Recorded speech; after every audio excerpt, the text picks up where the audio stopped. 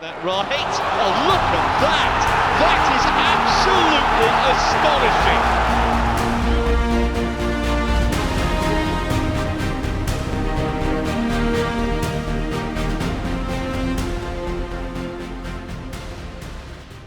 So we are with Eduard today.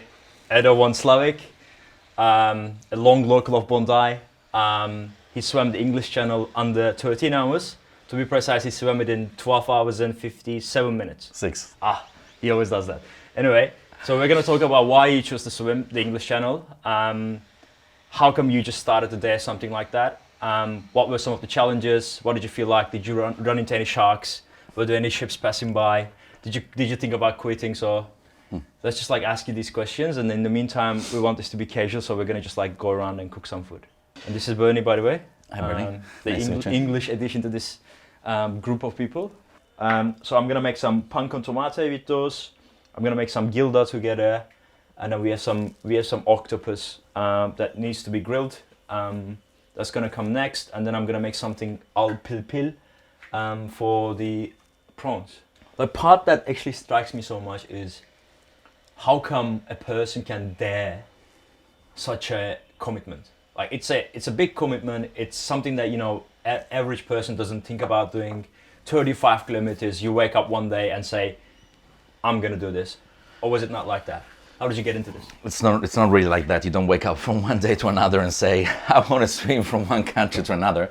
I think you hear of someone having done it before you, and you get inspired by the fact that, as you said, someone dares challenging themselves and goes for it, which implies making the decision, announcing it to yourself and to anybody else, whether it's friends, family, and so on, your community, I say. I think there are two types of darers. Dare number one is someone who just as they sit down on their asses, they go "I'm gonna do that thing," and then there are no benchmarks or no reference points. And there's a dare type two who's "Oh, that guy had done this amazing thing.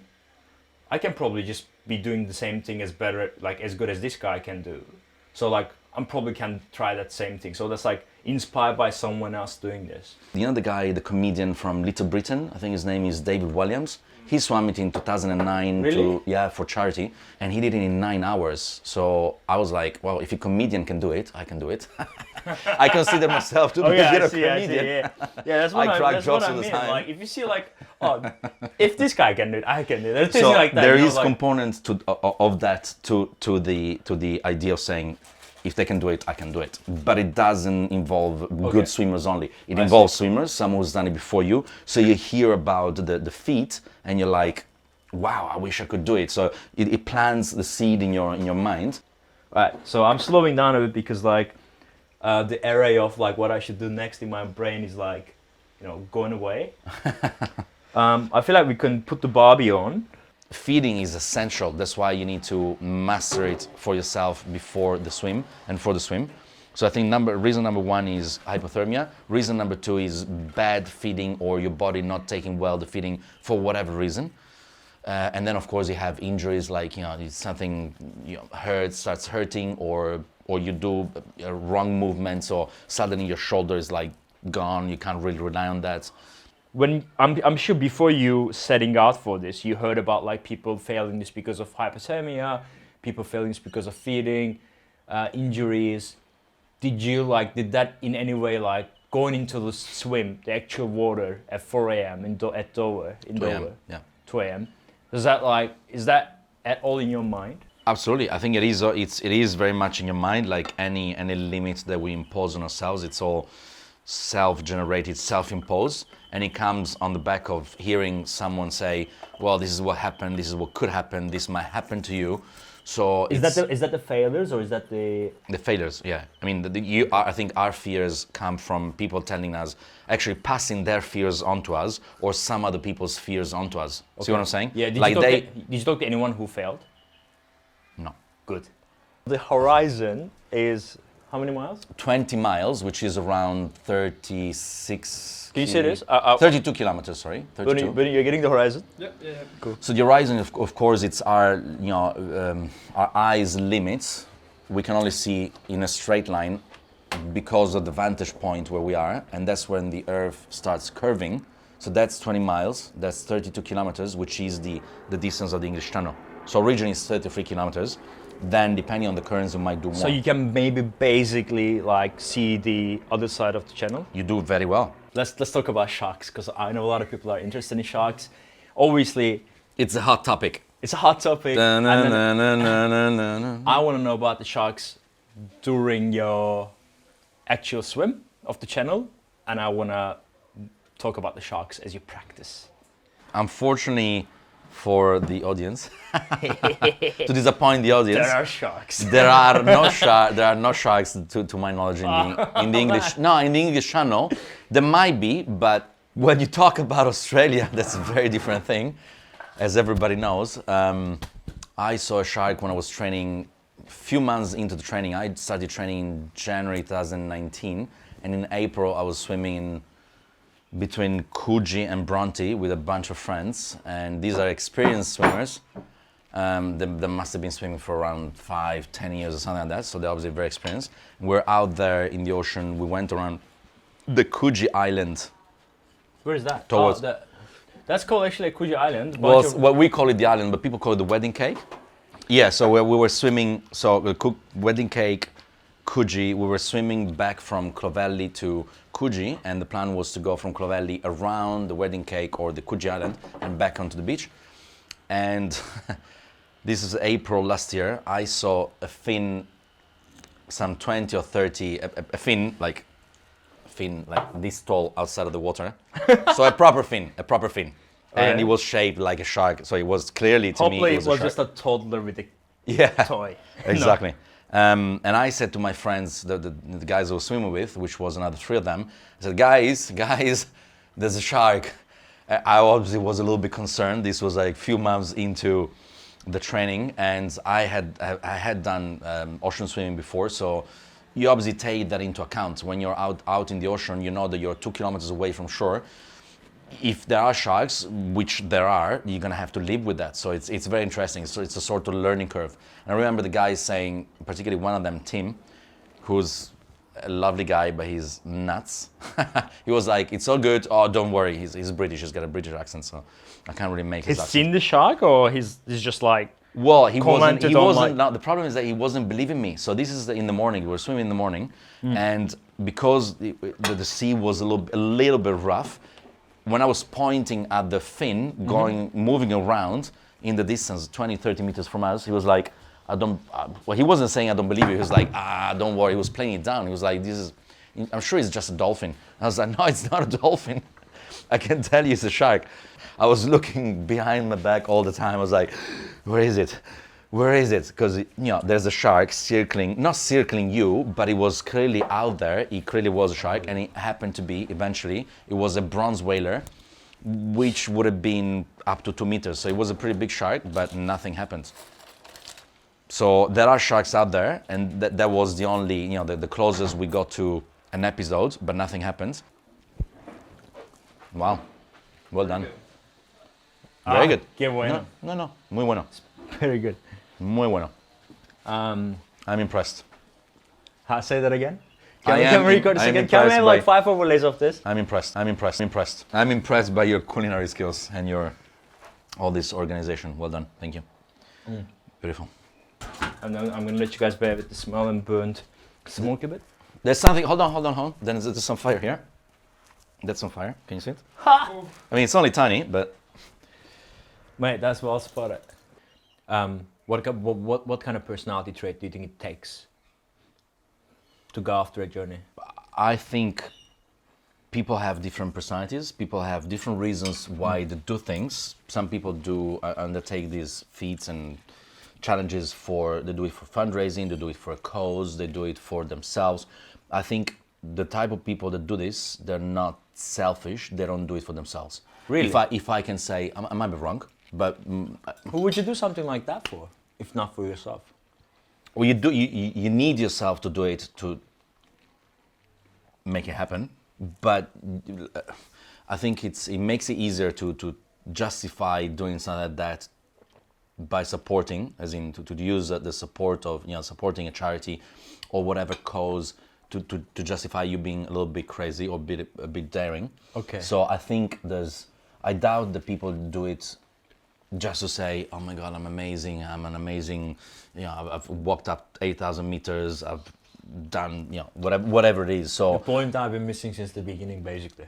I think what is key to doing such things is for you to challenge other people. You need to challenge yourself. So when you're you're comparing yourself to other people and you decide to compete with them.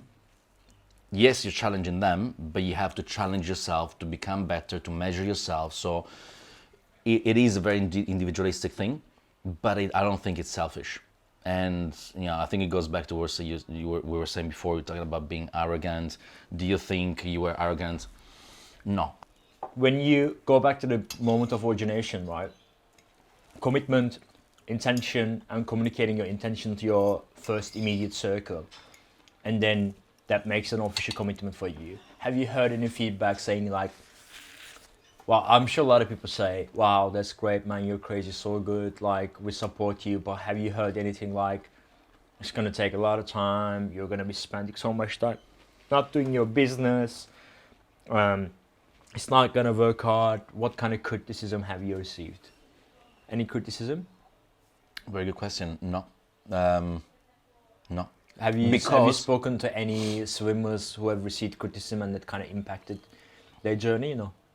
I think anybody who hears their friend announcing to them, I'm gonna do that, I'm gonna undertake that feat and that challenge, I've never heard anybody being criticized. So no.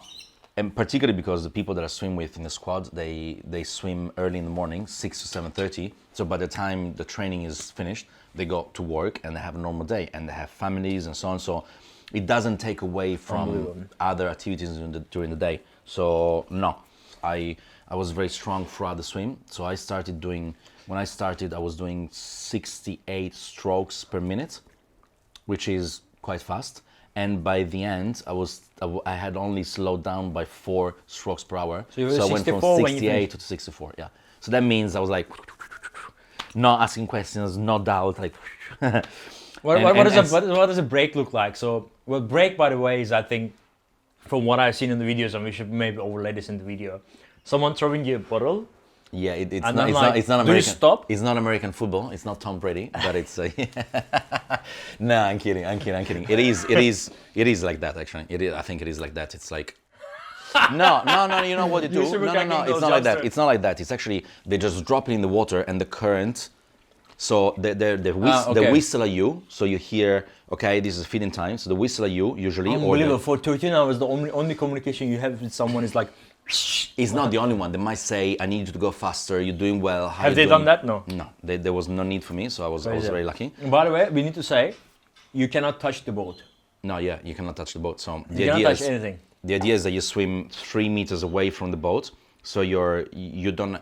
That is so that you don't look ahead of you. You don't lift your head all the time for 13 hours and 33,000 times. You just breathe on the side where the boat is. And you see the boat and you maintain a constant distance from the boat because you cannot touch it. You cannot attach yourself to it, otherwise you'll be disqualified. Throughout the swim for 13 hours, I was thinking, what am I gonna say and do when I get to the shore? When did this start happening? This starts happening when the victory is guaranteed, right? So like you start thinking about the glorious actions once you know you. Oh, okay. No, I mean, you could argue 6 hours into it. So 5 hours into the swim, the sun came up. It was 7 a.m. So I guess once you see the sun, you actually know that you're half the way in between the swim, or into the swim. What did you feel in that moment? Sun came up and you're like, oh, I'm doing pretty good. I actually used it to calculate the distance, because your coach does not tell you how much distance you've covered, because if you've only covered a little distance, it's gonna demoralize you and you're gonna pull out. Let's talk about success. So you hit it, you did it. Like, what does that feel? Underwhelming, overwhelming, just like reconfirmation, and then what's next? What else is possible? Or is it like, What is it like? Did anyone welcome you on the show, by the way? That's a good point. Yeah, you asked a question. Or are you a lonely lone wolf? I was a lonely wolf. Having As I big said, big night in London, you lost all your other friends. There was no single person. That's exactly it. I landed on the beach where there was no single person, but I got lucky. A lovely French couple who seemed to follow each and every channel swimmer on the English Channel Swim Association website. And so they track them, and when they land in Calais, they actually take pictures and a short video, and then they say, I'm going to send it to you. So this Did they send it to Frederick, you? yeah. Oh, can we edit here? Absolutely, it's part of the 4 minutes Oh, we should video. also tag them if they have like It's an very account. cool. So it's very cool. So on the video you will see that there was the couple. Grazie. Forza Italia! Grazie. Perfetto. Merci. Oh, very cold. Sì. Well, I didn't make a joke, but I just went like, I bowed to nobody. There was nobody. I just bowed. And I love that because I came out of the water smiling and laughing to myself. funny. It's so funny. The joke was for me, not for the public, because there was no public. I think this is credit to saying that like anyone who does it for themselves. Yeah. Right, like this is the credit that like you're doing that, you're landing somewhere after 14 hours, 13 hours of like swim in a very cold water, and then like there's no audience, like there's no glory to that other than what you know. And then like that makes me think like all these people, like, you know, I know you because like, you know, that's a big coincidence. There's only 1,600 people around the world. How many of them can you know, right? But like back in the day when there was no Instagram, nothing to publish, that like spectator element of like, you know, being a gladiator arena in Rome, when thumbs up and thumbs down like just disappear from the picture, right? You suddenly like left with yourself, and the only thing that you're doing this for is like your own self achievement. That just strikes me so much. Like you're there on the principle that like, you know, I just want to be that guy who does that. If someone wants to set themselves an agenda, an average human being, average body, that are just keen to practice a certain amount of, like, you know, commit certain amount of time and so on. Could anyone do something like this, you reckon? I would say absolutely yes. I would say anybody's able to, not only able to do whatever they set for themselves as limits or challenges, but it's actually up to them to challenge themselves or not. So yes, in any aspect or world scenario, whatever you want to do, it comes from you on the back of as I was saying before, being inspired by someone, hearing a story, or wanting to be, you know, daring out of the blue and so on. So yes, anybody can do anything. They wouldn't do it, you wouldn't do it, they wouldn't do it by themselves and on their own. It happens when you join a team of people, whether it's a team of people training like you or a team of people helping you. Okay, that the support mechanism needs to exist. And I will corroborate by saying, when someone thinks of exceptional feats or challenges, for example, you saying, I want to go to the Olympics and represent Turkey in whatever sport discipline. Chess, for example, you might think, I don't know if I can get there. Like, how do I even get to the Olympic team to talk to them and ask them the question? I think it's not about thinking, it's so far from me that I can't. It's actually a matter of exposing yourself to that community, meeting someone and asking them, what do you do? Basically networking with them and getting yourself, so not asking for permission, just making it happen. Just go out there and meet the people who are your the people who inspire you. You see what I'm saying? Because if you were to send an email to the Turkish Chess Olympic Committee and say, hey, hi, I know how to move to the right, but I'm not very strong at moving to the left. Can I come and join you? Your understanding of chess is absolutely fascinating. They might say, well, you know, how about you train for the next 27 years and come back to us? As opposed to being at the bar in Istanbul and saying, oh, you're pretty good. Well, I'm in the Olympic team. And saying, well, what do you do? Like, you know, you can talk, so you can obviously ask them questions and find out where they train, and then you go there, you check it out, you get involved. That's exactly what I wanted to hear. Like, it's so good. And same with your career as well, you know, like you have a like kind of occupation in mind, a profession as a youngster coming out, right? First years in school, like one thing that you can best help yourself with is actually going out there, talking to people like that are doing that job, like what inspires you about it, what are some of the things that you find difficult, what are the things that you like about it, how rewarding is this, do you feel X, do you feel Y, like just asking those questions I think best like helps yourself understand, and also like envision yourself doing that thing. And once you can imagine yourself doing one thing, I think things seems to be working a lot easier. Like it's like you imagine yourself swimming the English Channel first time, that is the point of creation, so to say, that and also point of destruction for your inability. It's a point of creation for your possibility. Then things start to fall through. That's fantastic there, and that's exactly what I want to capture. What I wanted to capture with this video. What is that one thing that you have actually internalized and learned as part of this process, the whole process, that you think is going to apply rest of your life? Yeah, I think it's a way. Wait, by the way, that's real life. Let's not detach that from real life. No one going out on a journey like this is diverting from their life. The journey itself, the swimming journey, is part of the real life. Yeah. But your daily life, as in like the life after this. Oh, I have to say two things. One thing, it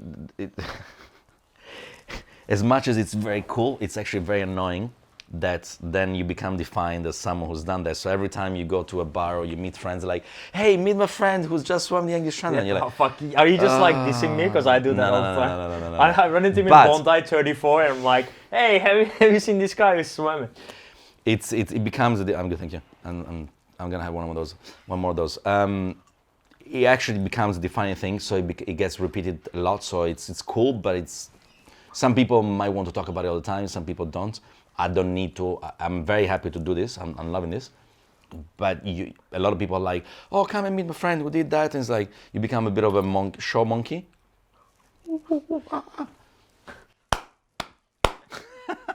So that's not the coolest part of it. Whereas the cool part is that, what can you bring into life? I think that it confirms your doubts and strengthens the opposite of insecurities, like your knowledge or your confidence. It strengthens your confidence. From being, having successfully done so, that limits and boundaries are mental in any circumstance in life. So there are some things you can control, some others you can't, and that limits are in your mind. So you can do. I'm not saying that I can go to the moon tomorrow, but if I wanted, it's all about training and getting the right network and so on. I don't want to go to the moon, but you see what I'm saying? It's like you want to get that job, you want to do that, it's all about, doing things slowly and regularly, like, constant long-term strategic plan. I think I'm just fascinated that we managed to capture everything. I just want to capture Bernie himself while he's doing this, and then so that this can go to Instagram and other places. Thank you so much. I have nothing else to add.